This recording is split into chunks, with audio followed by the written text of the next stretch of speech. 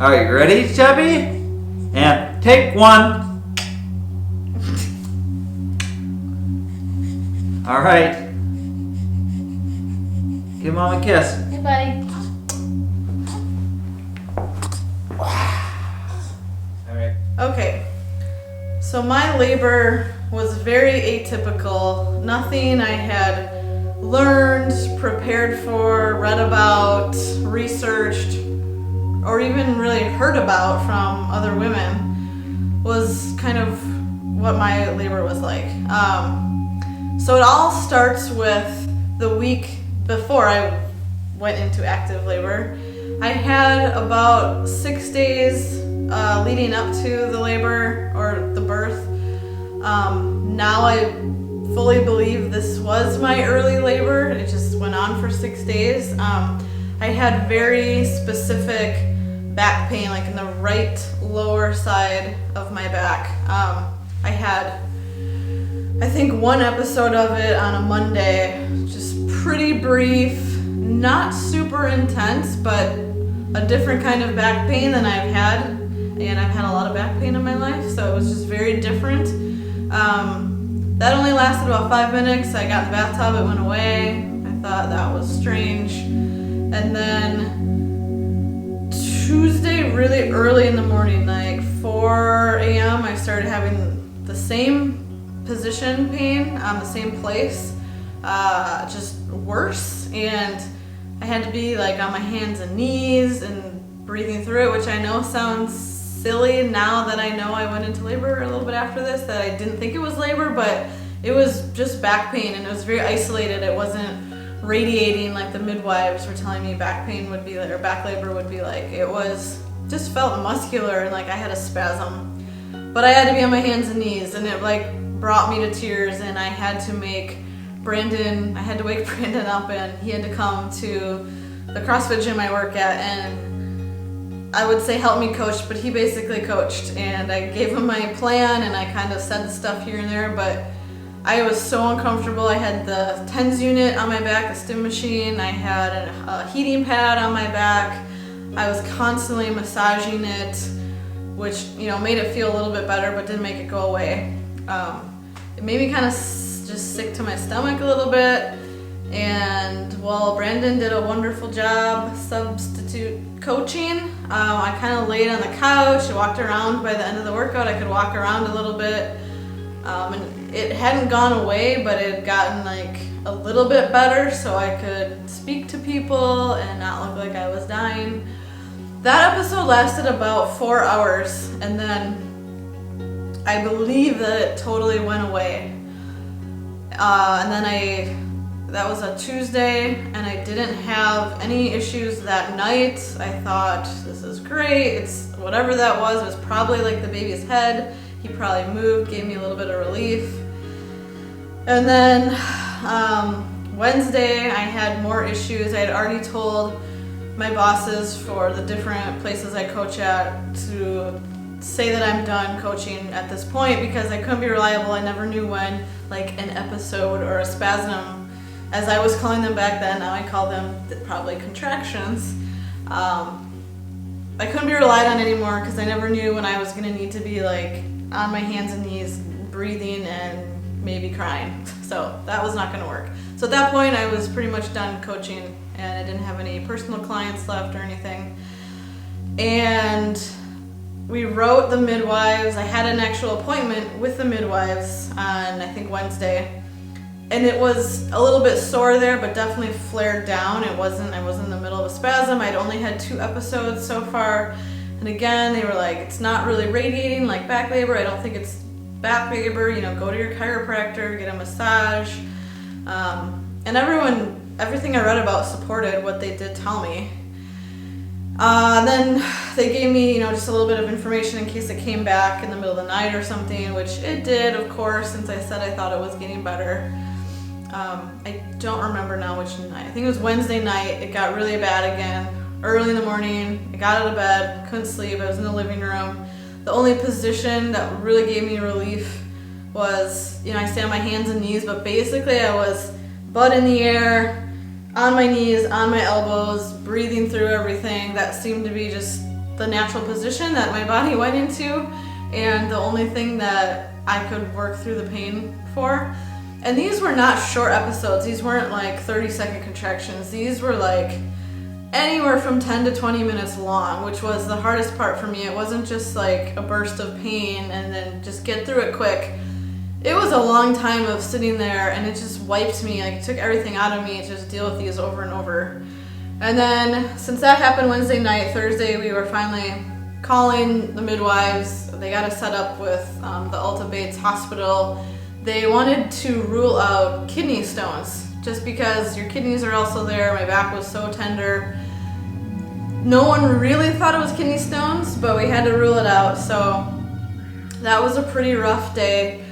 All day we were at the hospital either waiting or getting my renal ultrasound, and I just kept going through spasm after spasm. I was getting like 90 minutes to 2 hours in between each one. So I was getting a little bit of relief, but then when they came, they were more intense in the beginning. And I mean, I felt like such a wuss. Like, I was walking through the hospital just with tears in my eyes the whole day. Like, just not typical me. Like, I would normally suck it up and not want to walk around people like that, but I couldn't help it. I was so worn down from Monday through Thursday now. A couple nights sleeping, couple nights not sleeping. Just being in that position was the only thing that was comfortable. And also laying down, like just being horizontal, like you would go to sleep, was what brought out another episode or spasm of mine. So usually that didn't work. I got so exhausted that's why I ended up sleeping and falling asleep, just sitting on the floor with my butt near on my knees and elbows, because I just had pillows around me, and after a few sleepless nights, you just start to fall asleep in the weirdest, most awkward, not comfortable positions. So I did my ultrasound. They told me I was having contractions, which I didn't really notice.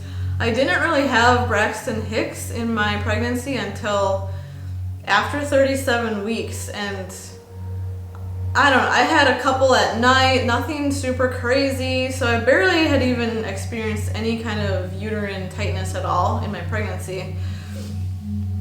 So they didn't see anything, they didn't see any kidney stones. They just also agreed that it was muscular. And I had seen my chiropractor on Wednesday. He said, yeah, there was some tightness. He adjusted me. And then I think I let him know on Thursday, like, I needed to come in again. Like, this is not going away. And he saw me again on Friday. Again, adjusted me as well as he could. Still said there's a lot of tightness in my lower back. He was the first one to really say, I really think this is your body's interpretation of early labor. It's just long and drawn out and super sucky. Yay! So, let's see, on Friday, I saw the chiropractor. And then over the weekend, it just steadily, I think, got worse. The spasms or episodes came more frequently. By the weekend, I mean, Brandon was supposed to work that whole last week. That was going to be his last week at work before his paternity leave, and he had to take most of it off. He went in one day, I think, just because I couldn't do anything. I couldn't get off the ground. I couldn't drive anywhere. I couldn't walk upright. I had to be hunched over, and moving by the time it was the weekend was bringing on more spasms, and basically I would get up to turn the bath water on, super scalding hot, and then I knew I was going to have a spasm, and I would sit there and breathe through my spasms until my bath water was ready, and then get in. And the bath did help for the most part. It usually made them almost completely go away. But I was taking like 40 baths in a week, and I was so sick of it, and I was just so sweaty and tired, and I basically lived in the bathtub, getting out of the bathtub, having another episode come, getting back in the bathtub. It was just exhausting.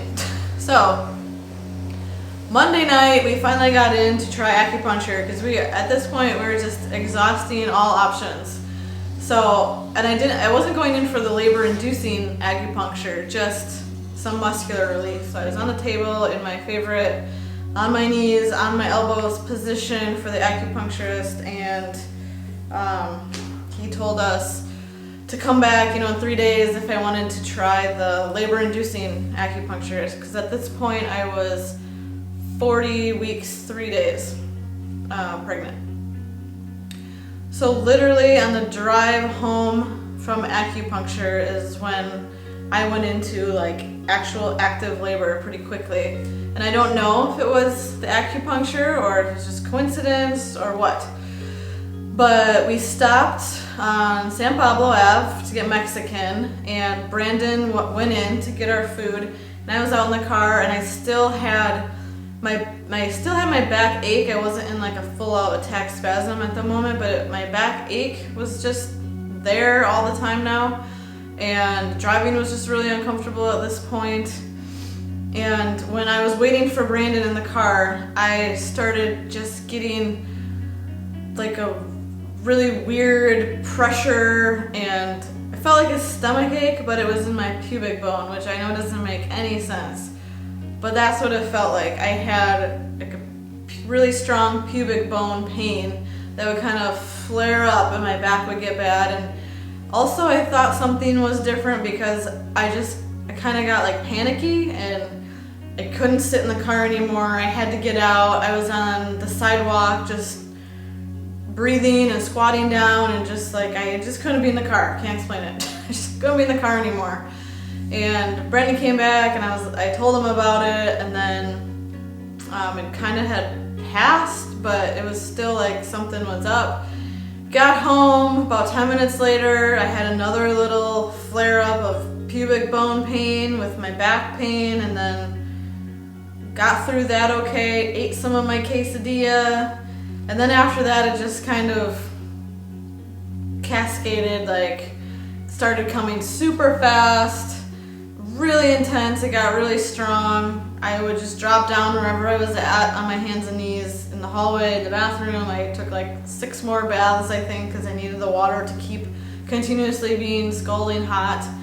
And at this point, the baths were helping it feel a little bit better, and they helped my back, they helped my pubic bone pain, but they didn't make things go away, and they didn't stop them from coming, which is one of the symptoms or the signs they say to look for. Like, you know, when you're in real labor, not just the Braxton Hicks or something else, the bath will actually make it go away, which it did earlier in the week. But yeah.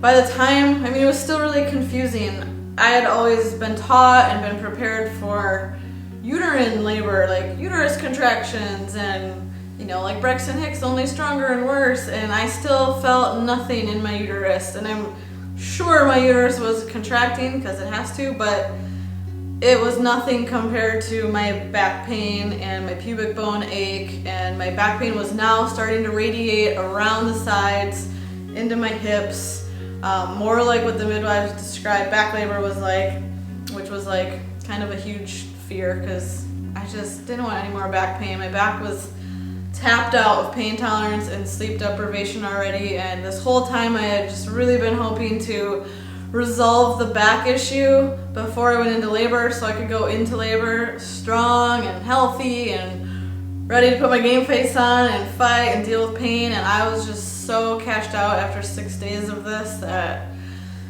it was just, I was glad labor was coming if it was, to get this over with, but it was not my ideal physical state and mental state for entering into actual labor. So by the time we actually like had our app open and were timing these things that I still questioned, am I in labor?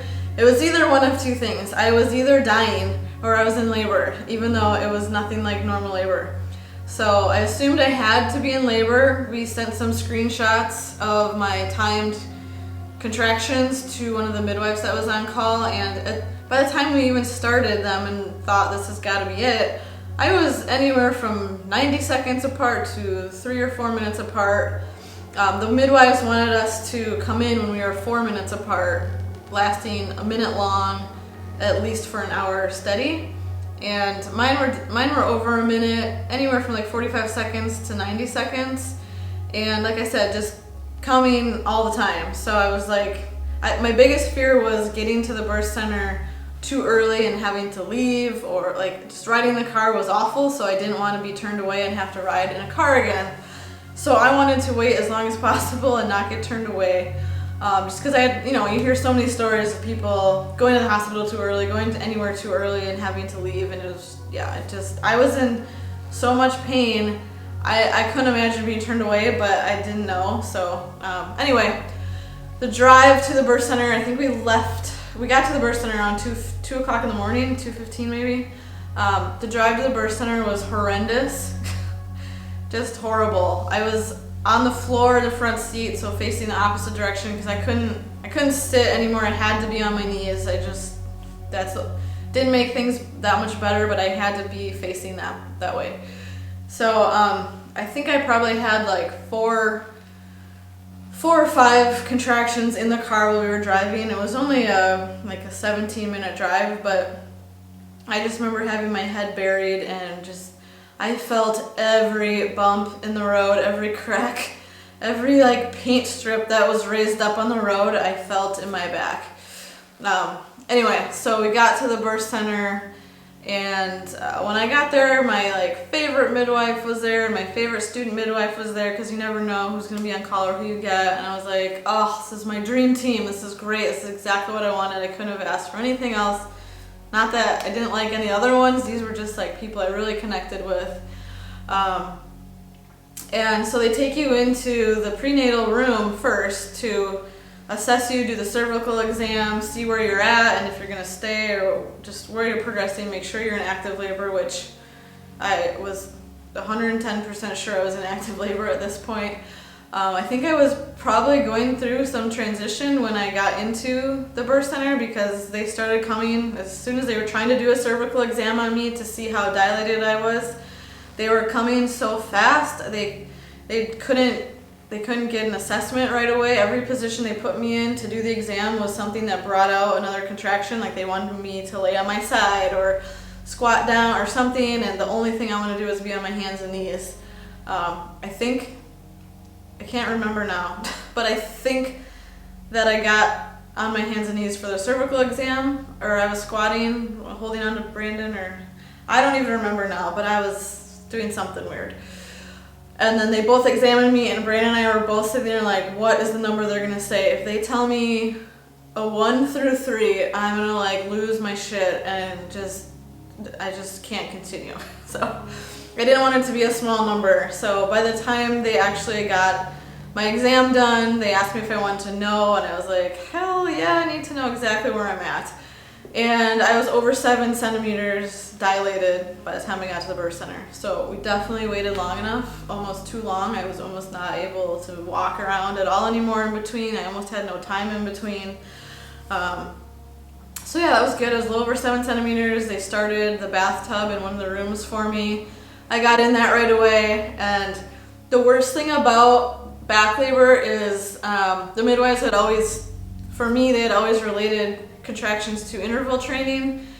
So it's a big rush, it's maybe a lot of pain, and then you get a break and you get to breathe. And that's what I had prepared for, and that's what everyone said. And you do not get that with back labor. It is excruciating, agonizing, horrible pain, and then maybe take 10% off that for in between. It was just, I was so tapped out, like I said, of the week before of pain tolerance, and just not having a rest in between contractions that was relatively painless was just wearing on me. I think I kept saying, I just need 5 minutes. I need 5 minutes to regroup and recover and think and get my fight back, because I was not doing awesome. I was in the bathtub for, I don't really know, I think they told me maybe 90 minutes or 2 hours. My water broke. It was just one giant gush. I kept asking, will I know? Will I know when my water's breaking if I'm in water?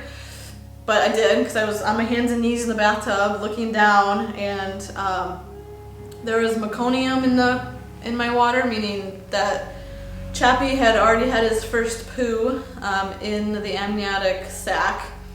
And it's a little concerning. The midwives didn't seem too concerned at the time. The concern is they can breathe it in and have respiratory problems, but they were monitoring his heart rate in the bathtub the whole time.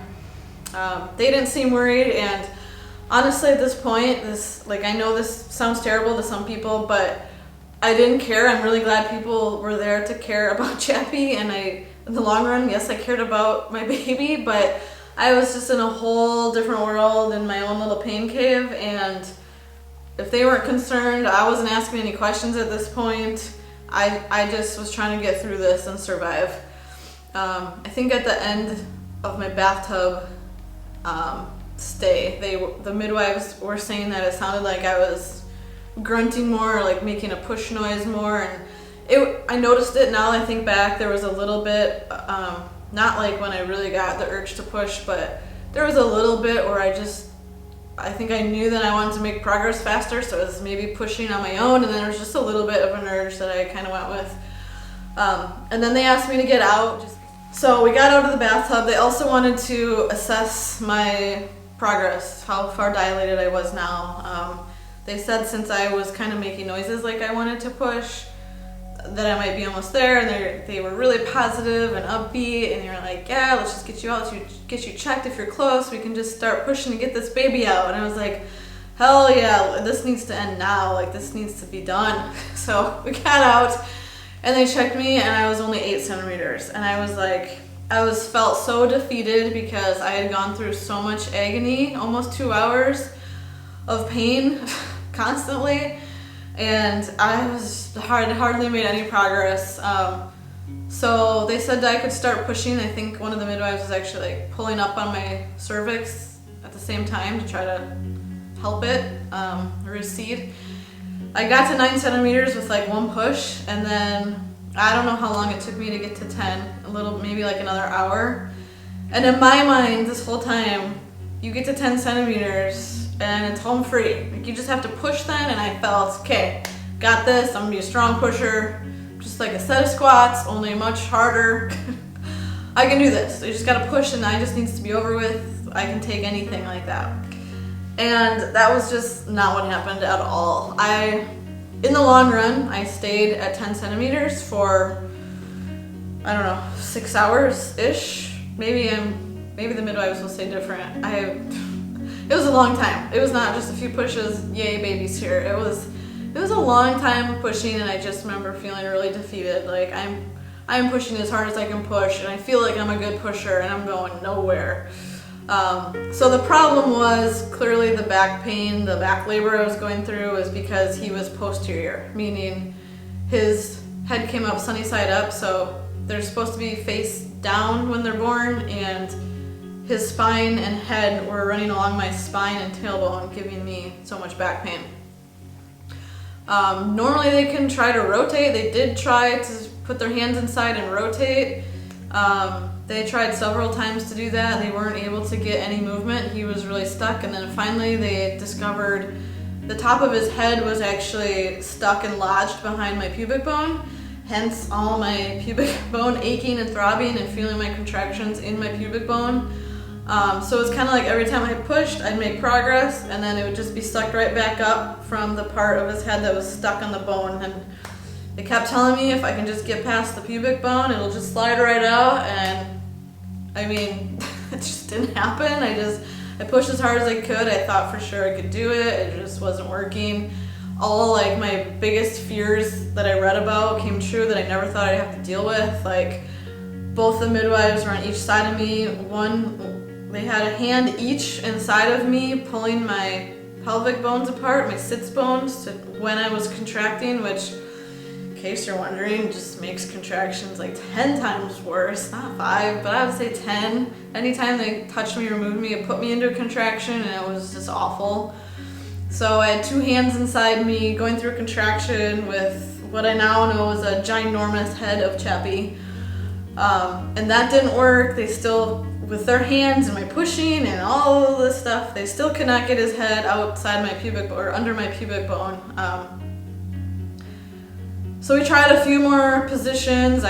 They tried me on the birthing stool. That was not okay. I sat on the toilet for a while. That was all right. I squatted. I was like in a third world squat with Brandon behind me and holding me up, and I made maybe a little bit more progress that way, but I did not enjoy that because, I mean, I told them I know this is what it's supposed to feel like, but it felt like I was blowing my asshole off my body, literally. It felt like I was blowing my ass off. Like, I felt like the baby was trying to come through my rectum and break all my butt bones. as he came. I felt nothing like vaginally or like nope. It was all my butt, which was a really weird pain to work through because I could feel him being really low and being ready, and just felt, like you're taking a dump or something, which I know everyone says you feel like, but it was really bizarre. The midwives could see I was getting really exhausted. I mean, I'd been up barely getting sleep for already 6 days, and my body was just kind of like shaking. I couldn't control it anymore. Nothing tasted good. They were giving me like sips of my kombucha, which is all I could get down, and I kept like burping and kind of throwing up in my mouth off to the side every now and then. I was super sweaty, and I just could barely like communicate with people. I didn't want to talk. No position felt good. Now I know that like being on your back during back labor is not the best, but there was just nothing else that I wanted to do. I just wanted to like float and not feel gravity. The midwives kind of assessed like, hey, we're gonna give you 30 more minutes to try this, otherwise we have to transfer you to a hospital because you're getting exhausted, which is a big reason, people get transferred, just they're exhausted.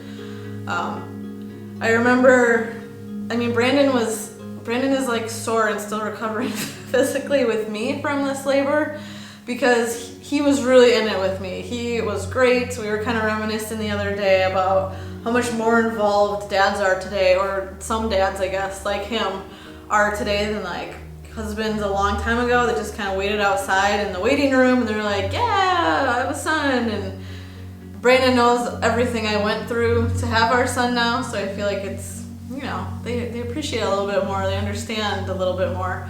Brandon was laying on the bed behind me the whole time with like the hot water bottle on my back, massaging, the midwives were massaging, I had to be touched the whole time, like I could not have pressure on my back. When I didn't, like I'd be back there myself. I have like a rough patch of skin back here now because I think I had like 1st-degree burns on my back. My skin looked like it was burnt afterwards because probably the whole week and then during labor having a hot water bottle, and I didn't care how hot it was. At one point the hot water bottle I knew was like burning me, but it kind of helped me trick my brain and think the pain I'm having is just my normal hot water bottle pain that I'm used to putting on my stomach for stomach aches and other things, and I like baths really hot and I can handle heat. So for a few contractions that kind of helped me to like trick myself that, oh, it's just the heat from the water bottle, that's what my back pain is. Then that went away, that didn't work anymore. The pain was like radiating down through my hips. It came into like the tops and sides of my quads. Like they just felt like they were on fire, and it was just getting really bad where I was getting hopeless, and I could tell I wasn't making enough progress from the midwives' faces, and I was just going nowhere with tons of effort, and it was really frustrating to do that. We had been watching a lot of Game of Thrones lately, and I just kept relating it to, I feel like I am in Game of Thrones in the medieval times, and like I am being tortured. I felt like someone lit my back on fire and then threw axes at it while I tried to run, and then caught me and like wiggled the axe around for a while. That was during my contractions.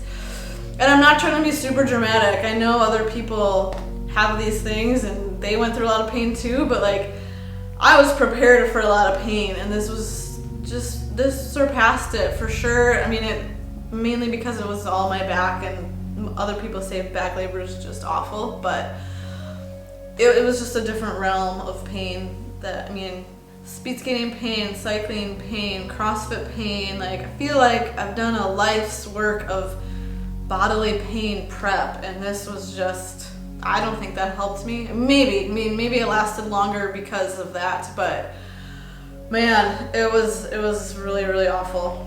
There were a few times I looked behind me, or I had to feel my back, because I literally thought it had to have split in two by now. It had to have, I'm gonna feel splinters back here. Like there's no way my spine is in one piece.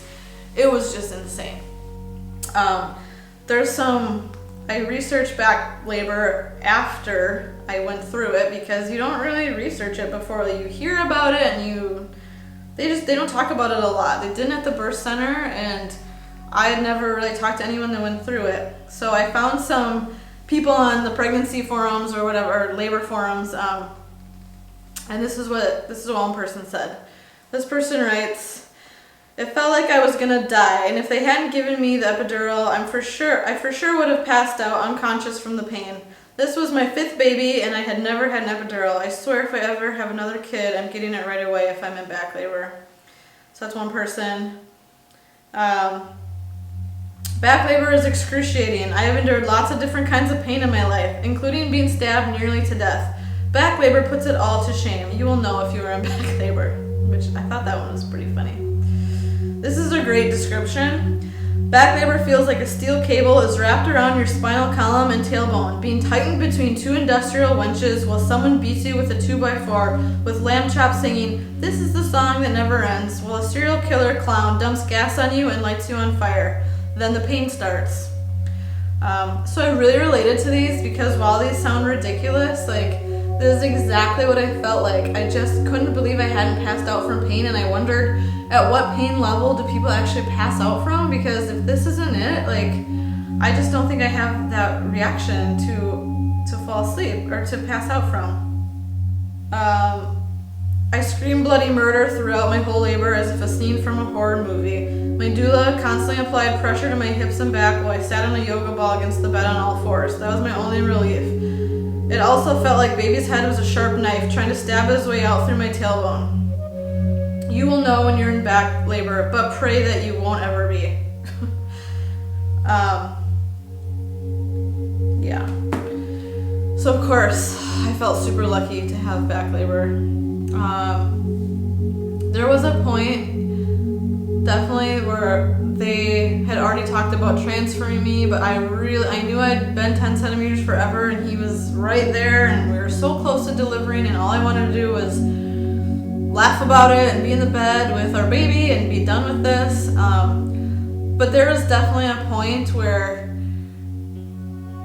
I wasn't gonna say I wanted to be transferred, but I knew this wasn't gonna work. Like, I wasn't going anywhere, and I didn't know how long I could continue with being in this much pain. And I definitely remember thinking, not that I wanted to die, but if I did die, at least I'd be out of this place that I'm in, and I would have some relief.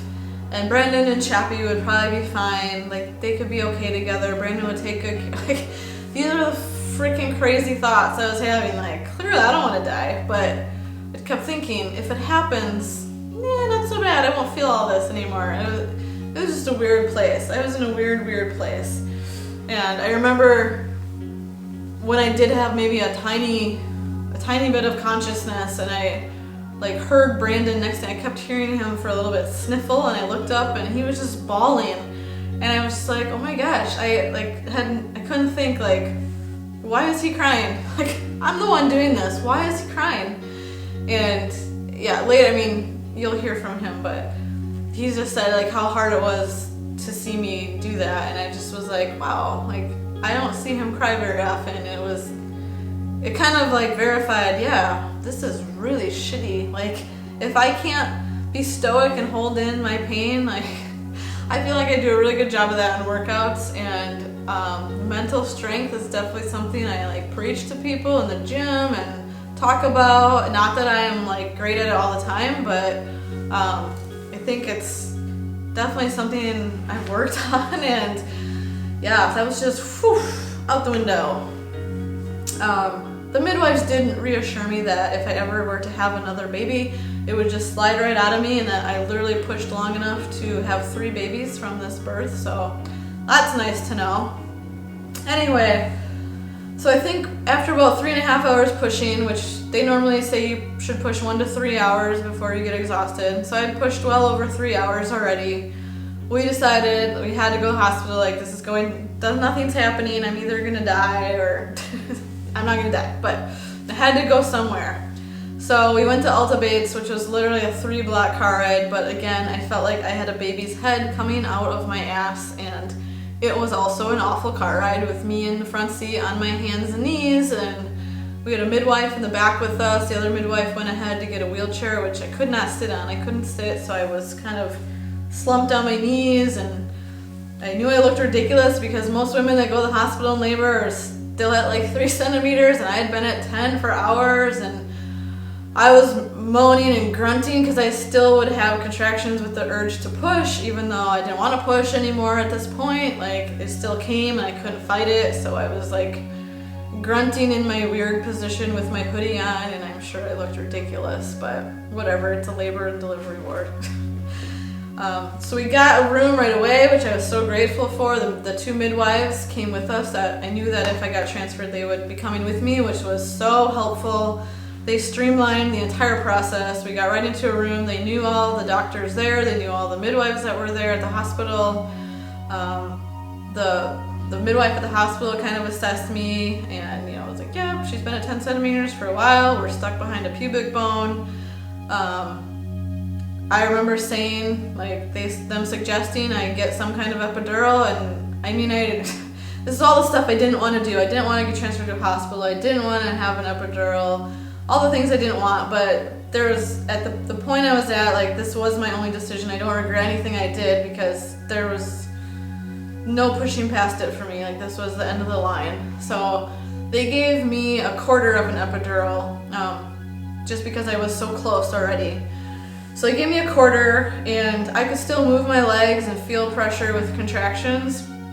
I didn't care about any of the pain down there. I think I asked the anesthesiologist, like, are you gonna put the epidural high enough so it gets my back pain? Because that is all I care about. Another reason they suggested the epidural was just because every time I was having a contraction, my back pain would make me kind of spasm out like this. And for pushing they want you to bear down and kind of crunch down and focus all your energy on your pelvis, and I couldn't do that with the way my back was making me arc up all the time. I couldn't control it. So I got the epidural. I wanted to scream at the nurses that seemed to be moving in slow motion because they have to give you a liter of fluid before the epidural, and I was like, just hook me up, gush it through me fast, push it through, like, I need it now. I don't want to go through one more contraction like this. And in my mind, they were moving really, really slow on purpose, but they weren't. So they placed the epidural, not a big deal. It only ended up helping me out on my left side, which my right side was the worst side. So it did help a little bit, but I had to roll over and let it drain into my right side. But it was amazing. I had been in so much pain for so long. This was day 7 of just my horrible back pain, and I just remember seeing color again. Like, I could talk to people in sentences. Like, I actually got to, like, it was just really surreal. The whole thing was like an out-of-body experience where people were around me and I couldn't really communicate much. So this was really nice. And like I said, I could still push. I could still move my legs. I was surprised at how much I still had to push, even though I was getting in the right position. I was getting my legs up. I was bearing down.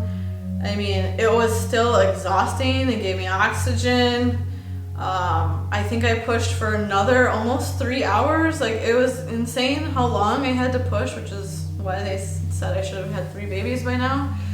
It was just a really, really long time of pushing. It was like the longest workout of my life, going into it with no eating or sleeping. It was just a really weird feeling, and I didn't feel strong. I didn't feel confident. I didn't feel all the things that I was hoping to go into feeling about my body and its ability to go through labor. So at one point, I mean, the midwives or the doctor at the hospital was just saying, we're going to give you about 20 more minutes. Like, a lot of posterior babies come in, you need to have a C-section. And I was just like, I cannot do everything that I planned on avoiding. I did not want to have a C-section. Like, I had already gone through most of the vaginal stuff. Why would I now have a C-section? Like, it was just ridiculous in my head. So she said they needed to do an episiotomy, so they cut me pretty much all the way.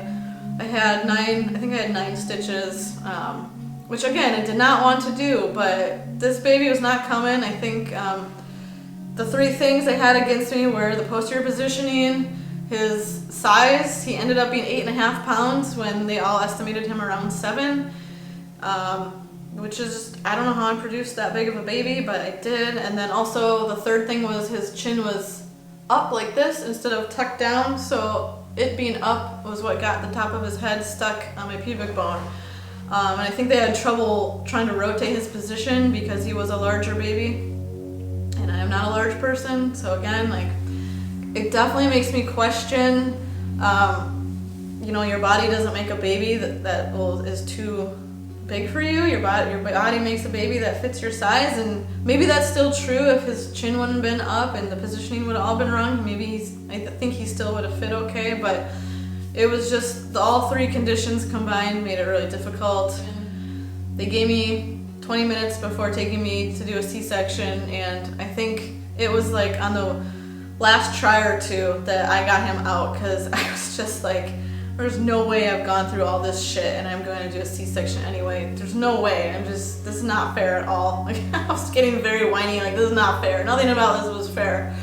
Oh, so I think I remember Brandon saying, like, my lips, he said my lips turned blue, and I literally, I was pushing so hard, and they were making me hold my breath while I pushed, which I didn't know, and like taking such little breaths between my pushes, which was hard.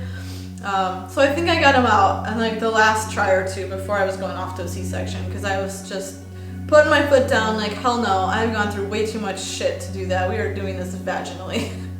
So I got him out. There's so many people in the room. I didn't know why all the people in the room. I was really glad the midwives were there, because they said, you know, his heart rate was a little unsteady, dropping, catching back up. So that was another reason they were going to go into a C-section soon. But I was really glad to have the midwives with me, because they came up to the bed and were like, listen, all these people are just in the room because something else is going on in the hospital. It's really busy right now. And because, you know, there's meconium in your amniotic fluid, they're just being prepared and ready. You know, lots of babies will need respiratory help or whatever, be suctioned right away.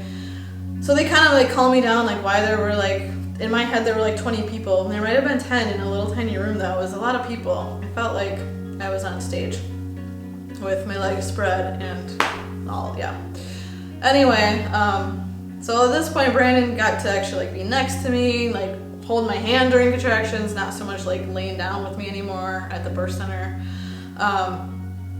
So he came out, and on our video we have Brandon saying, oh my god, because what Brandon thought the whole time was his little tiny head was just the top of his head that was stuck under my pubic bone, and then like a giant head came out underneath. It was really bizarre. It wasn't just a cone head. It wasn't a typical cone head, but it was bizarre looking. You can tell exactly where he was stuck. It was like trying to fit a circle through a square peg.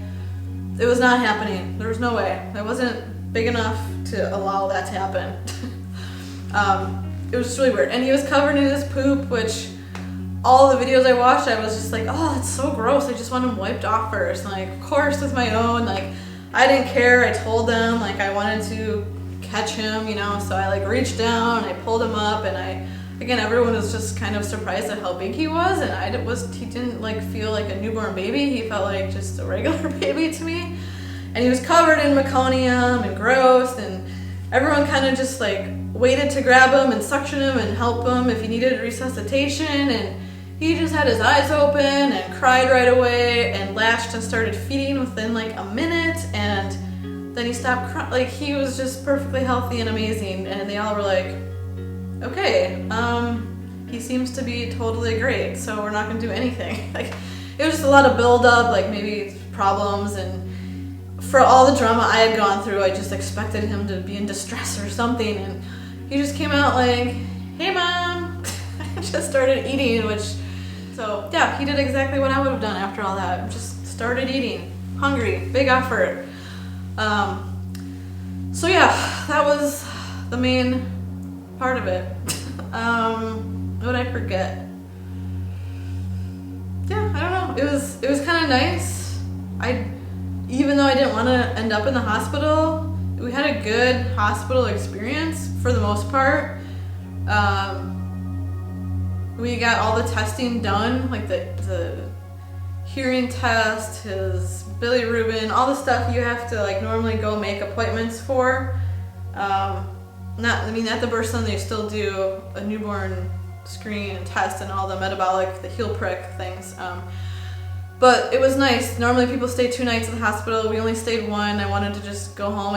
At the birth center, you only stay like 5 or 6 hours after, so I hadn't planned on even being overnight.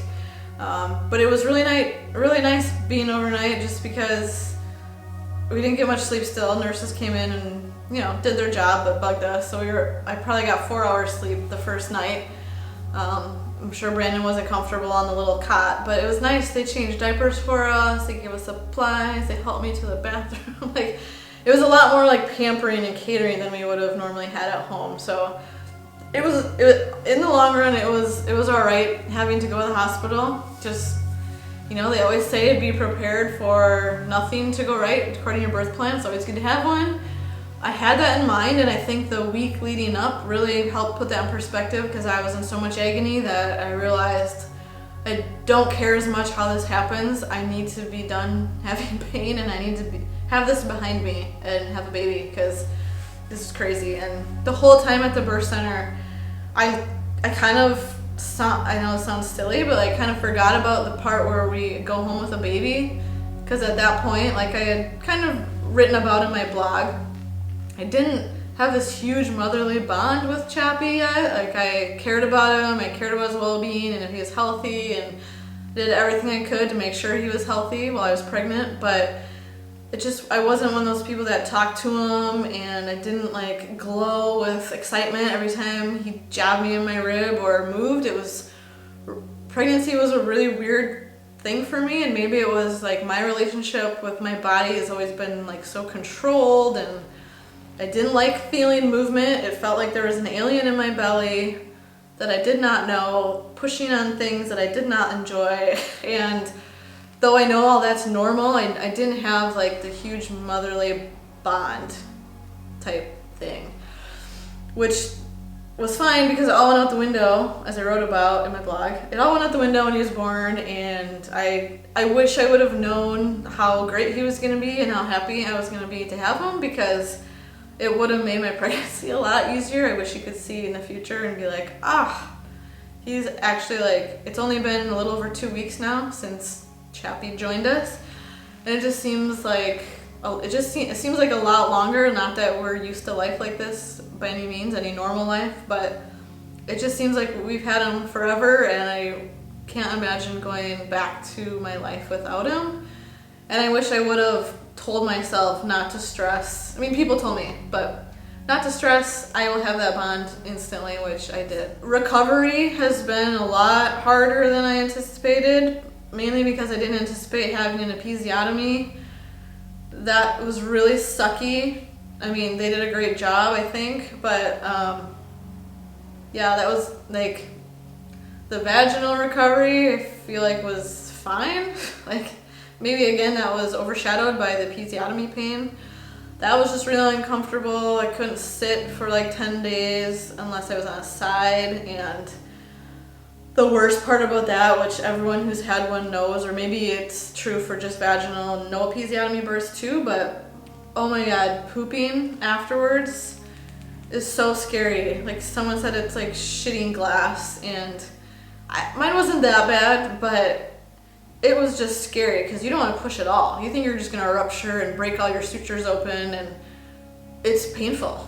You don't want to push. It's the worst thing ever. So I wish I would have taken all my stool softeners and stuff sooner. I didn't really think about that. Again, I wasn't planning on having an episiotomy, but and tearing. I had normal, natural tearing anyway.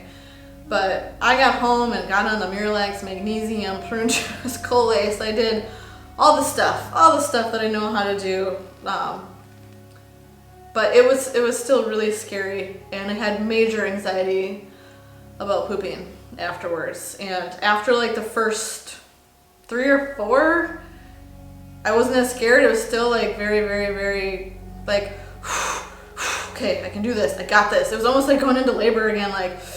Breathe through it. If I scream, don't worry, I'm fine. I'm just working through my shiza. It was intense. And that's mostly better now. My episiotomy has healed a lot. There's some other things that are taking longer to heal, but just really set me back. When people come by and ask me if I'm working out again yet, because they know I'm crazy and I like to work out all the time. I'm just like, hell no, are you kidding me? Like, the midwives were very clear because they know how much I like to work out, and they're like, we want you to take a full month off. Don't do a single thing except your Kegels and, you know, some mild abdominal things now to, I don't have the diastasis recti where your abs split, but there's a little bit of natural separation. So I'm doing my abs where I'm pulling them back together, trying to do that because I can still see the gap, which is kind of gross. I don't like that. I don't like any changes with my body, so that's, I think, why pregnancy and labor is just lots of stuff changed, and I didn't okay it. It just happened. Oh yeah, so story leaving the hospital, just, you know, because Brandon and I like to be really dramatic about things and just, you know, we like to have a better story to tell. So we were leaving the hospital and I was walking very, very, very tenderly and slowly.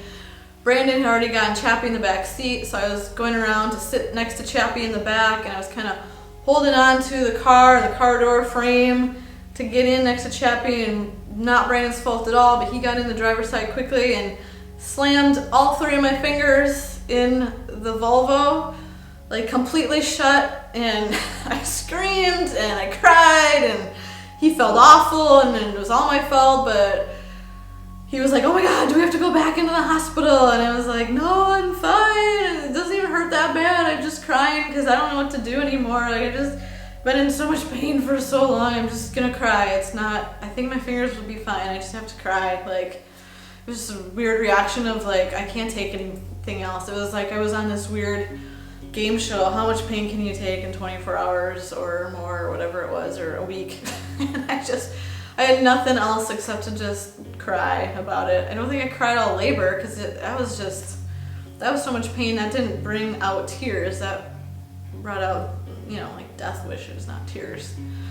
But yeah, so that capped off our experience, and that's how we left the hospital, with me in tears, holding my red fingers, saying I'm fine. And I mean, I thought my birth experience was weird and abnormal.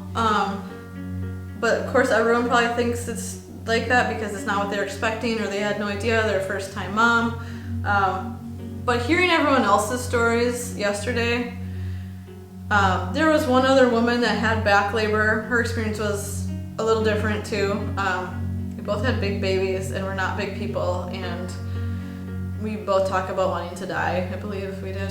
But everyone else there had pretty normal-ish stories.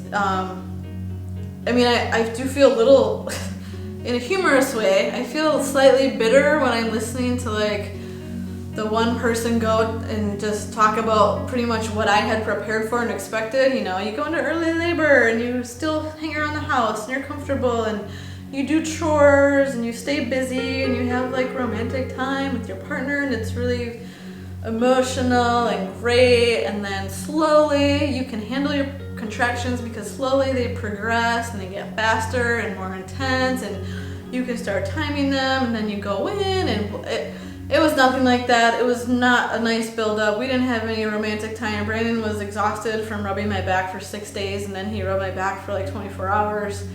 My whole labor from when I was in the car after the acupuncture appointment was 18 hours, which doesn't sound that crazy long, but that was all active labor. That was not including, I had no early labor. Early labor was my 6 days leading up. So when people ask how long your labor was, again, I have a weird answer. I don't know what to tell them. Like, well, from when it started being like 2 to 4 minutes apart, it was 18 hours. But so it was a really long active labor phase and a really long early labor phase and a really long push phase. But I mean, it wasn't like 48 hours like some people had gone.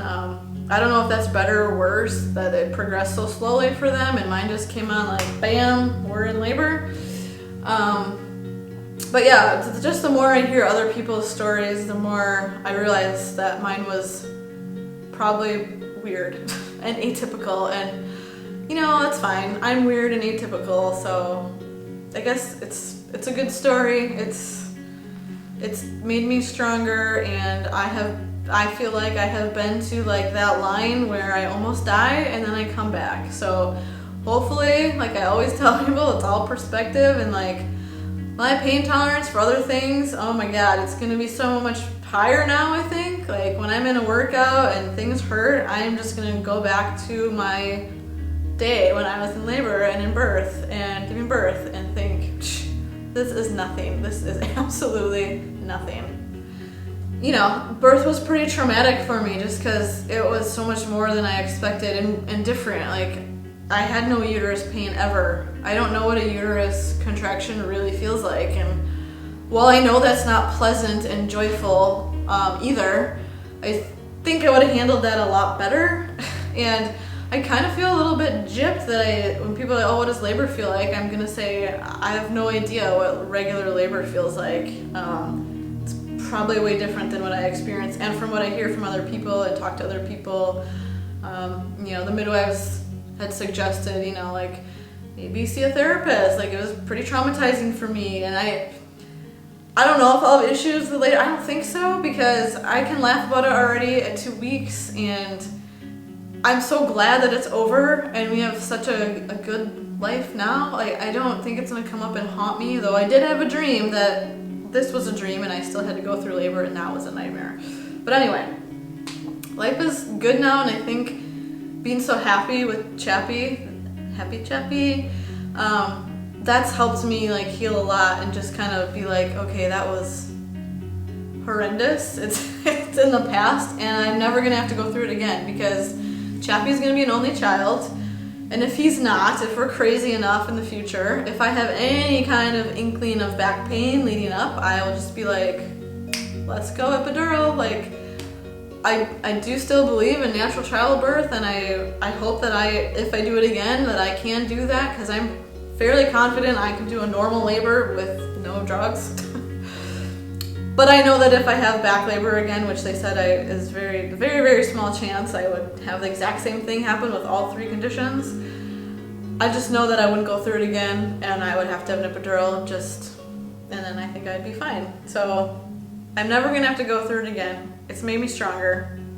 I think I'll be okay. Ever since we've been done with that and I've recovered a little bit, like, the first 2 weeks with Chappy have been great. He's been really healthy. He has no issues. He was not that newborn infant that dipped in weight. Normally they'll lose a little bit of weight and gain it back in a week or 2. And he gained he gained half a pound in the first 6 days. He just continues to be a pretty robust little baby, probably due to the fact he was bigger and stronger right away. And first 2 weeks have not been that bad, and when people say those are the hardest, I'm just like, I doubt it. Like, for us, I doubt it, because Brandon's home. Brandon has a month off. We have 2 more weeks together. It was the holidays, happy times. Our living room looks like fun Christmas. Chappy's, not difficult. He's a little more difficult now than he was the first 10 days. But he's not a difficult baby. He's a good baby. I think the hardest will be when Brandon goes back to work and then I'm by myself trying to figure out how I go to the store, how I do this, how I'm gonna live life, basically. I don't quite know what that will look like. But yeah, first few weeks have been really great, and